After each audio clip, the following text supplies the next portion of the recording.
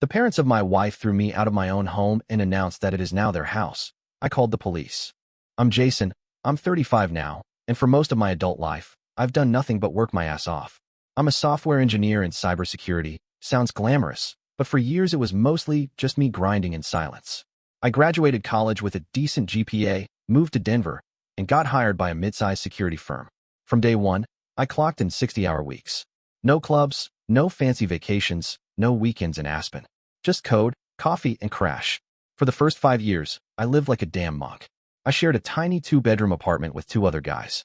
The place was a mess of wires, old pizza boxes, and arguments about who forgot to buy toilet paper again. But I didn't care. I was saving everything. I brought lunch from home, never ordered takeout, patched my shoes with duct tape, and bought my clothes off clearance racks. At 28, it finally paid off. I bought a house. Not a mansion, not some sleek bachelor pad in a high-rise. Just a modest 3-bedroom, 1.5-bath place in the Denver suburbs. It had a small yard, a porch swing I installed myself, and a view of the Rockies if you leaned far enough over the back deck. That house was everything. I poured $85,000 of my own savings into the down payment, plus $20,000 my parents lent me, though I paid them back within 18 months, down to the last cent. It wasn't just a house. It was proof. Proof that I'd made it on my own. Proof that the nights sleeping 4 hours because I had to prep for a product demo at work were worth it. Proof that I wasn't just playing at being an adult anymore. I remember standing in the empty living room on move-in day, no furniture yet, echo bouncing off the walls, and I just stood there in disbelief. I cried.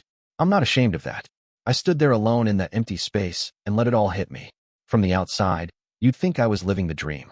Good job, no debt, homeowner by 28. But I wasn't celebrating. I didn't throw a party or post a triumphant selfie on Instagram. I didn't even tell most of my extended family. I was exhausted. All I wanted was peace. A space that was mine, a fridge I didn't have to label my food in, and a door I could lock at night knowing no one would stumble in drunk looking for their charger. The house became my sanctuary. I slowly filled it with things that mattered. A second-hand couch, a sturdy oak dining table I found at an estate sale, art I picked up from local street fairs. Every corner of that house had my fingerprints on it. I installed smart locks, upgraded the HVAC myself, learned how to fix leaky faucets and replace tiles on YouTube. It was the first time in my life I felt fully in control of something. Of course, life had other plans, but I'll get to that later. For now, that's where my story starts, with a worn-out guy who gave up most of his 20s to make a dream come true. A house, a home, independence, all built from the ground up, one overtime shift at a time. I met Alexis on Bumble about a year after settling into my house. At the time, I wasn't really looking for anything serious. My job was still demanding, and I was more comfortable eating frozen burritos in front of the TV than going out on dates. But there was something about her profile that felt different. She wasn't posing in front of yachts or quoting spiritual influencers. Her bio just said she liked hiking, horror movies, and used way too many commas. It made me laugh. Our first date was at this low-key tapas place near Capitol Hill, and right away I felt at ease with her. She wasn't trying too hard, didn't interrogate me about my job like a LinkedIn recruiter, and didn't act like she was auditioning for a reality show. She told me funny stories about her job as an office manager for a dental clinic, and when I made some awkward joke about data breaches being the modern-day ghost stories, she actually laughed. Not a polite giggle, but like she genuinely thought it was funny. I remember thinking, damn, this could be something. We started seeing each other more, and I won't lie, it was fast. She was always up for spontaneous stuff, like driving to Estes Park at 9 p.m. just to see if the stars were clearer up there, or trying out hole-in-the-wall diners with 1-star Yelp reviews just for the adventure. She seemed spontaneous and grounded at the same time, and after so many years of just grinding through work and solitude, she brought a kind of warmth into my life that I didn't realize I was starving for. After about a year, we got married. It wasn't some fairy tale event. We didn't do the whole rented hall and 5-course meal thing. We got married at the courthouse on a Friday afternoon, and I hosted a small reception in my backyard with string lights and Costco sheet cake. It felt right. She cried during our vows, and I remember looking at her and thinking, maybe I finally did something right outside of work. But it didn't take long for things to change. At first, it was little things. She'd take a sick day here and there, saying the clinic was stressful or her boss was a nightmare. Then it became 1 or 2 days a week. Eventually, I realized she was barely working at all, but she always had some excuse: anxiety flare-up, toxic coworkers, needing to reset her energy. I didn't push. I figured maybe she needed a break, and I could carry things for a while. I was used to living lean, so it wasn't like we were struggling. Then the packages started showing up. At first, it was just a few here and there. A purse from Nordstrom. A pair of boots from some Italian brand I'd never heard of. She'd act excited, show me the stuff, and shrug it off as a treat. It was on sale, she'd say, or, I returned another pair, so it balances out. But I was watching the credit card statements start to swell. At one point, I sat down and added it all up. She had spent over $4,000 in 2 months, and not a single bill had been paid by her. Mortgage, utilities, groceries, everything was on me. I brought it up as gently as I could, trying not to start a fight. I said something like, hey, the card's getting kind of heavy. Maybe we should dial it back a little. She rolled her eyes and told me I was being controlling. That hit me harder than I expected. I wasn't trying to control her. I just didn't want to drown in debt over a pair of Louis Vuitton heels. She started using my card more freely after that, like daring me to say something again. Spa days, new phones, high-end makeup, takeout from places we never used to go. I checked one statement and saw she'd spent $290 on a single candle. A candle. She said it was part of some self-care ritual she was exploring. Meanwhile, she hadn't chipped in on the mortgage in over 6 months. I started noticing other cracks too. She'd act distant when we were alone, but lit up when friends were around. She talked a lot about manifesting wealth, kept bringing up influencers who never worked a day in their life and were just aligned with abundance. She'd leave vision boards taped up around the house like motivational graffiti, and when I tried to bring up budgeting, she'd accuse me of being negative and blocking her energy. Still, I kept trying to make it work. I told myself maybe she was going through something. Maybe it was just a phase, but it was becoming harder to ignore the truth. She wasn't just spending recklessly. She was living like someone who assumed I'd clean up the mess no matter how bad it got. And for a while I did, because I thought I was protecting something worth saving. Because I didn't want to believe I'd married someone who only saw me as a safety net. Because I was scared to admit that after all the years I'd spent building a life, I might have just handed the keys over to someone who didn't care if she drove it into the ground. That $4,000 charge was the moment it finally clicked. It wasn't even a single big purchase, just a trail of mindless spending that added up. Designer sunglasses, some absurd detox tea subscription, boutique skincare that came in tiny jars and cost more than my car insurance. I sat there looking at the credit card statement on my laptop in complete silence, just scrolling line after line, and all I could think was how I'd let this happen under my own roof, with my own name on the account. It wasn't like Alexis had ever helped out with the bills before that, but somehow this was different. Up until then, I had been rationalizing things in my head. I'd tell myself she was in a rough spot with work, or that maybe she'd chip in once she found something more stable. I'd think about how she brought warmth to the house, how for a while it felt like I wasn't just living alone with my routines anymore. But seeing that $4,000 blown away on absolute nonsense, with zero conversation, no warning, and definitely no apology, that shut the door on all those excuses. We'd been living together for well over a year by then. In all that time, she hadn't contributed a single cent to the mortgage. Not once. I paid every bill: gas, electric, water, trash, internet. When the water heater broke, I was the one on my knees in the basement watching a 4-hour DIY video, trying to figure out what the hell a pressure relief valve was. When hail wrecked part of the siding, I was the one patching it on a weekend while she stayed inside watching reality TV and texting her friends about how her house needed updates. She never paid for homeowner's insurance or even asked about it. Never looked at the property tax bills that came twice a year. I'd be at the kitchen table filling out forms, checking due dates, transferring funds between accounts, while she'd be walking past me with a glass of wine, saying something like, "That looks stressful. Babe, don't let it ruin your night." Like it was all some hobby I did for fun. I tried to bring it up once, not even aggressively, just during dinner. I mentioned that maybe we could figure out a way to split some of the recurring costs, even if it was just a small portion. I didn't expect her to suddenly carry half the load, just something to show we were in this together. She took a sip of her wine, stared at me, and said, "Why are you making money into a thing? It's not like we're struggling." And that was it. She went right back to her phone.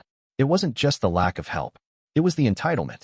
The way she'd talk about our home to her friends, the way she decorated it like she'd earned it, the way she moved through it like she was some guest of honor at a boutique hotel that just happened to have my name on the deed. She'd host these little brunches with her coworkers or high school friends, and I'd overhear her telling stories like she was the one who renovated the kitchen or picked the layout. She once told someone that she finally found the perfect place, like she'd been hunting for it herself, instead of moving into a house I'd bought 5 years before we met. And still, I held back. I didn't want to be petty or make it all about money, but the resentment was starting to pile up, like unopened mail. I was waking up earlier, going to bed later, picking up more contract work on top of my full-time job just to stay ahead of the bills, while she spent her afternoons recharging with yoga classes and massages. I was tightening my belt, switching to off-brand groceries and skipping takeout, and she was swiping my card at stores with French names I couldn't even pronounce. The worst part? She never even said thank you. Not once. Not for the roof over her head. Not for the dinners I cooked. Not for the times I fixed something she broke. Not for the debt I swallowed quietly so we wouldn't have to have another fight. Every time I thought about confronting her, I'd hear her voice in my head. You're being controlling, or why are you keeping score? Like expecting basic reciprocity in a marriage was some kind of character flaw. That $4,000 charge wasn't just a number. It was the moment I realized I was alone in my own relationship. Not just unsupported, but taken advantage of. And no matter how many spreadsheets I made or how much overtime I logged, there was no fixing something that one person wasn't even trying to hold together. It was one of those brutal workdays where I barely had time to breathe, the kind of day that starts with an emergency call at 6 a.m. and doesn't end until after dark. 14 straight hours of putting out fires, juggling code deployments, and fielding last-minute compliance issues from clients who should have known better. By the time I pulled into my neighborhood, it was pitch black and raining hard, the kind of cold, steady rain that soaks through your clothes before you even get to your front door. Except I didn't get to my front door. Because the moment I turned into my driveway, my headlights landed on something that didn't make sense. Cardboard boxes, clothes, wires, and books dumped right on the lawn.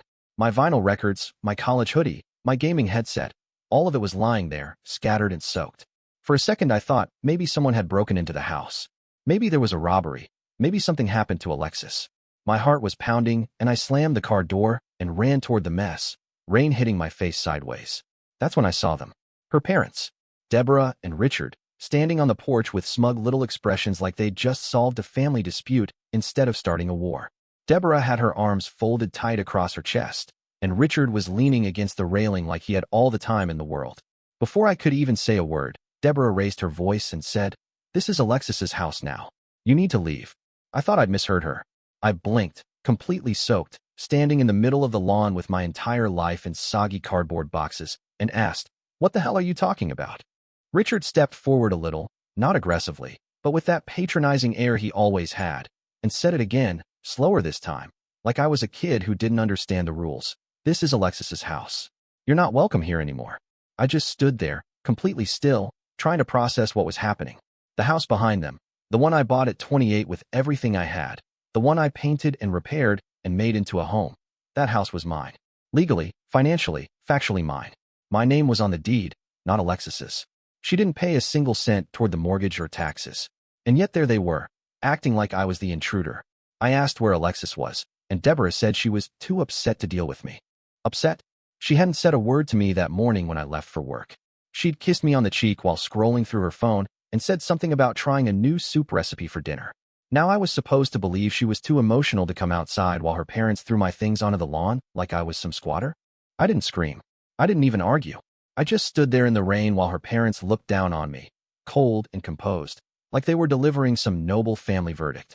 I looked down at my favorite sweater, half submerged in a puddle next to a soaked copy of Dune, its cover curling in the water. My guitar case was wide open, strings already rusting. My external hard drives, the ones I used for backups, were just sitting in a milk crate next to a waterlogged extension cord. Everything I'd spent years collecting, organizing, preserving, drenched and dumped.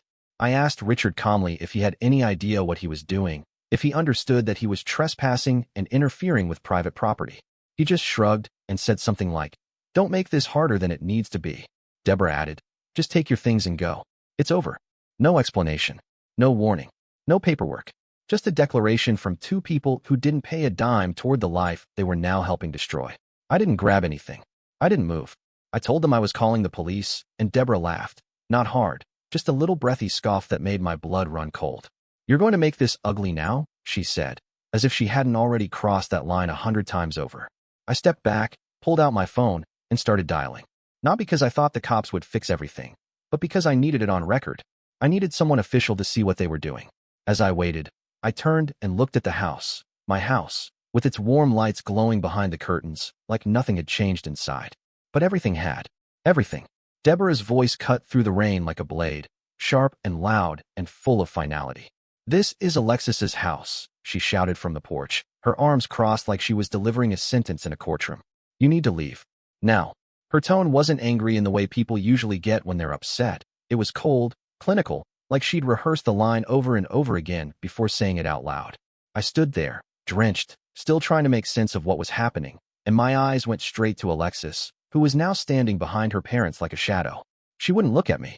She was wearing that oversized hoodie she always borrowed from me on cold nights. Her hair pulled back like she hadn't even been planning to come outside at all. She looked right past me, staring somewhere off into the yard, her jaw tight, her expression unreadable. Not angry, not sad, just empty. I said her name once, soft and unsure, hoping maybe this was a mistake, maybe she'd explain, say something, anything, but she didn't respond. Then Richard stepped forward, calm as ever, like he wasn't standing on someone else's property telling the homeowner to get out. "We'll be changing the locks tomorrow," he said flatly, like it was a casual update about garbage pickup. He didn't raise his voice or puff out his chest, just said it like it was already settled, like I had no say in the matter. No warning, no explanation, no acknowledgement of the fact that my name was on every official piece of paper tied to that house. I looked at Alexis again, not because I expected her to defend me, but because I needed to know if she actually believed what they were doing was right. She stepped forward, just a little, barely enough to clear the porch light, and when she spoke, her voice was soft and sweet in that way she used to talk to stray cats or babies in the grocery store. "Jason," she said, almost apologetically, "it's over. You have to leave. This is my home now." I don't know what I expected her to say. Maybe I thought she'd tell me it was a misunderstanding, or that she needed space, and this was just some overly dramatic way of getting it. But that wasn't what I got. I got 5 words that dropped like bricks in my chest. This is my home now. Not our home. Not the house. She said it like I'd been renting a room in her life, and the lease had expired. She didn't cry. She didn't explain. She just stood there, letting her parents do the talking, letting them throw my life onto the lawn while she played the quiet, delicate part of someone too heartbroken to handle the details. And somehow, that hurt more than if she'd screamed in my face.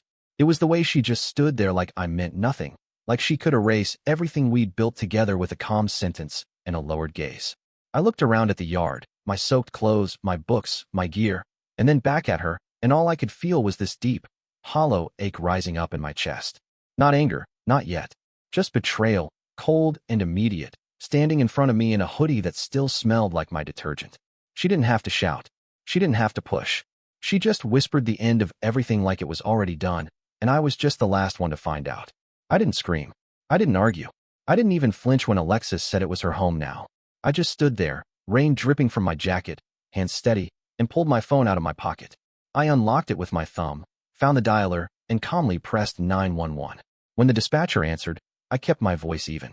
I said, "I'm standing outside my house. My belongings have been thrown onto the lawn, and I'm being told to leave by people who don't own the property. I'm the only legal owner. I believe they're trying to unlawfully evict me." The dispatcher asked for the address and whether anyone was being violent. I told her no, that everyone was standing still, but that I needed help before things escalated. She said officers were en route and would arrive shortly. I thanked her, ended the call, and put my phone back in my pocket. Then I looked up at Alexis and her parents. No words, just waiting. Deborah scoffed and said, "You're seriously calling the police? Over this?" Richard muttered something under his breath and turned to Alexis like I was being dramatic. But I didn't answer them. I just stood in the rain, water pooling in the soles of my boots, watching my record collection warp in the grass. It took less than 10 minutes. 2 officers pulled up, one in a cruiser, the other in an SUV. They stepped out quickly, scanned the scene, and approached us under the porch light. I walked over to meet them halfway and calmly explained the situation again. I told them this was my house, paid for and owned entirely by me, with documentation to prove it. I told them I'd come home after work to find my things on the lawn and 3 people telling me I no longer had a right to be here. While I was speaking, Alexis started raising her voice from the porch. She yelled, "This is a family matter. You don't need to be involved. It's personal." Deborah jumped in too, saying, "He's making a scene. He's not safe to be around her." And Richard, more restrained but firm, kept repeating that it was Alexis's house now, and that I had no business calling the police. The officers didn't flinch. One of them asked for ID from everyone. I handed over my license immediately. When they asked who was on the deed, I told them it was just me. Sole owner, no co-signers, no shared title. Alexis had never contributed financially, never signed a single legal document tying her to the property. One of the officers followed me to the garage, where I kept a fireproof safe with important documents. I unlocked it, pulled out the deed, and showed them. The tone shifted fast. One officer turned to Alexis and her parents and said, without any hesitation, This is not a family dispute. This is a matter of property rights. You cannot evict someone from their own home, especially without any legal authority or court order.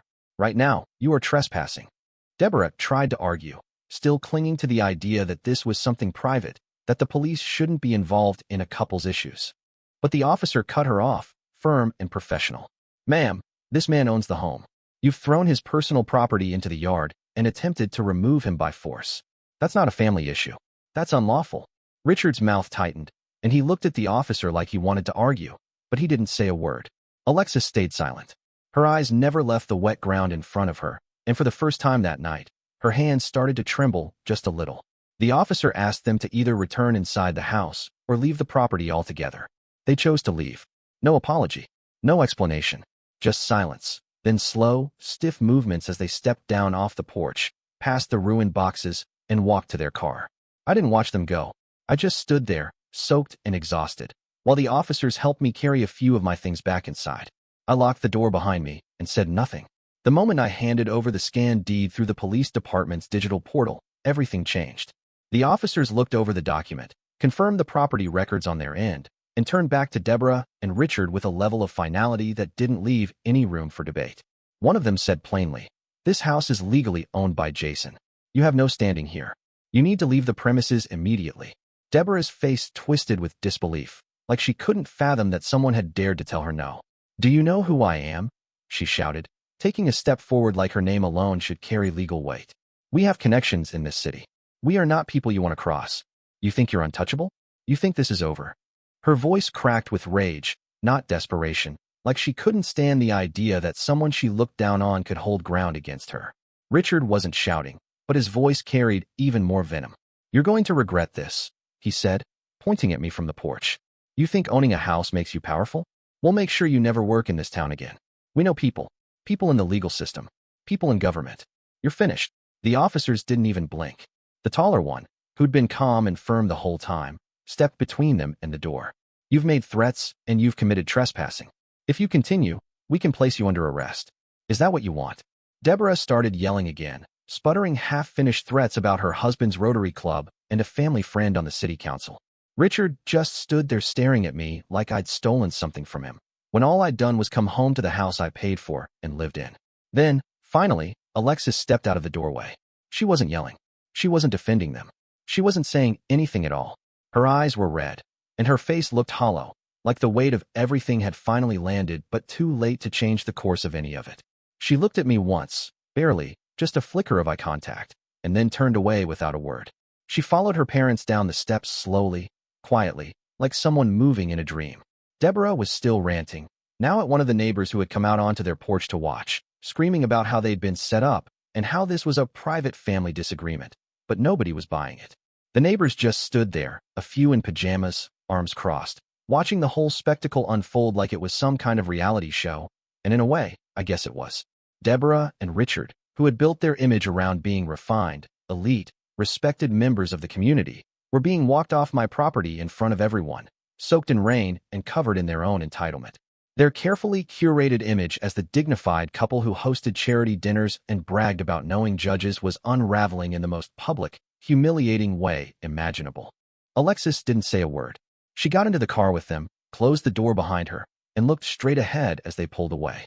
The officer stayed a few more minutes, made sure the property was secure, reminded me to change the locks, and told me to call if there was any attempt to return.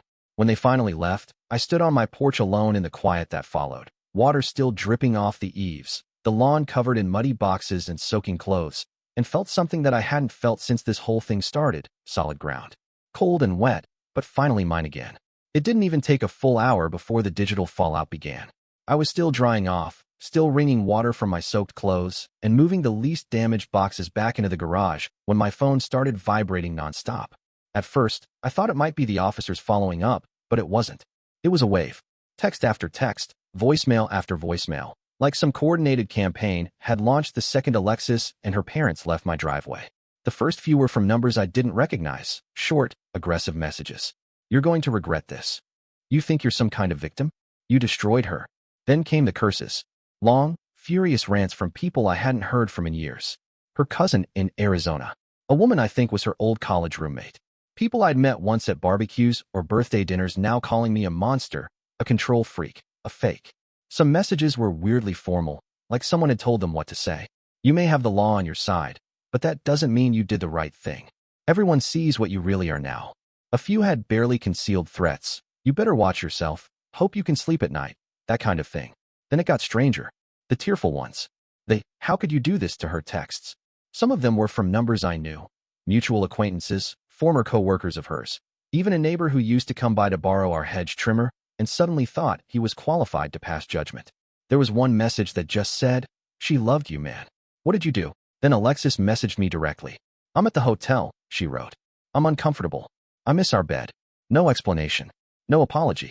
Just a single sentence that felt more manipulative than anything else she'd done. She followed it up with a second message 5 minutes later. "Why are you doing this? I don't even recognize you anymore." There was no mention of her parents throwing my belongings into the ring. No acknowledgement of calling the police. Just this weird mixture of guilt-tripping and nostalgia. As if we'd just had a rough argument and she wanted to come back home like nothing had happened. I didn't respond. Instead, I picked up the iPad we used to keep in the kitchen, mostly for recipes, streaming, and syncing our calendars, and unlocked it out of habit. It was still logged into her Instagram. There it was. A photo of her, taken sometime in the last hour, sitting on a hotel bed, her makeup smudged, eyes red, one hand covering half her face like she couldn't bear to be seen. The caption hit like a sucker punch. Betrayal hurts the most when it comes from the person closest to you. Within minutes, it had dozens of likes. All the usual comments from her friends and followers piling in with heart emojis and prayers, and "You deserve better," and "Sending love, Queen." She was crying online to an audience of strangers while I was still trying to salvage my record collection from the puddles in the driveway. The worst part wasn't the photo or even the caption. It was how calculated it all felt. Like she'd rehearsed the tears, picked the filter, and timed the post just right. Like she knew exactly what story she wanted to tell. And she also knew that in a world where narrative trumps fact, the one who cries first gets to be the victim. So there I was, standing in my kitchen, the windows still fogged from the storm, watching the world rally around her through a screen, while I stood on the other side, silent, unseen, accused. The morning after everything exploded, I didn't waste a single minute. I got up early, brewed a pot of coffee I barely touched, and started making calls. I knew I needed someone who wouldn't just sympathize, but who would actually fight, and fight hard. A friend of mine from the cybersecurity world gave me a number for a divorce attorney he swore by. "You want someone who doesn't blink," he said. "Call Parker." So I did. Mr. Thomas Parker was a former Marine with a voice like gravel and the kind of handshake that tells you right away he's not here for games. His office was tidy, plain, nothing flashy. A framed flag on the wall, a couple of certificates, a desk that looked like it had never hosted a single wasted minute.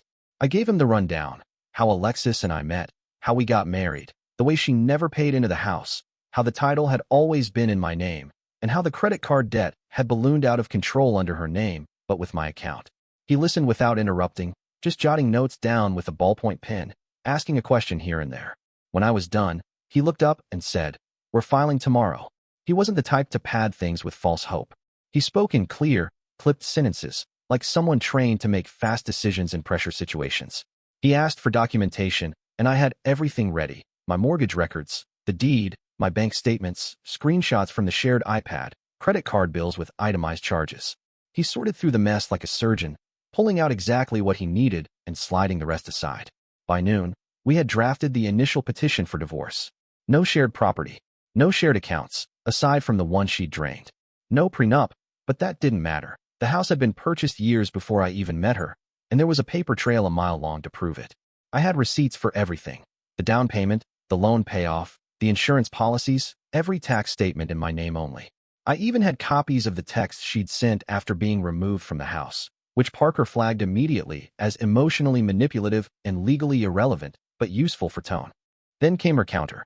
That same afternoon, her lawyer sent over a list of demands that read like something out of a bad soap opera.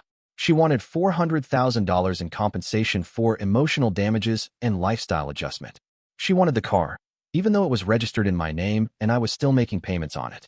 She wanted the bedroom set, the couch, the patio furniture, even the espresso machine.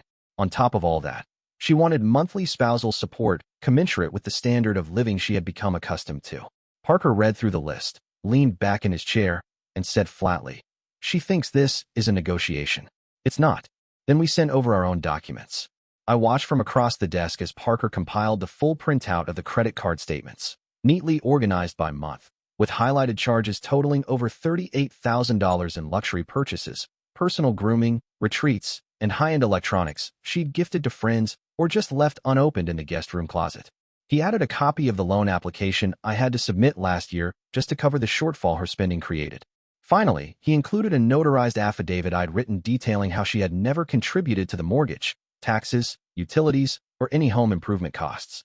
When her lawyer received the packet, we got a response 2 hours later. Parker opened the email, read it silently, then turned his monitor toward me so I could see. Her attorney's reply was 3 lines long. We were not previously aware of the full extent of financial documentation. Please allow us time to review and confer with our client.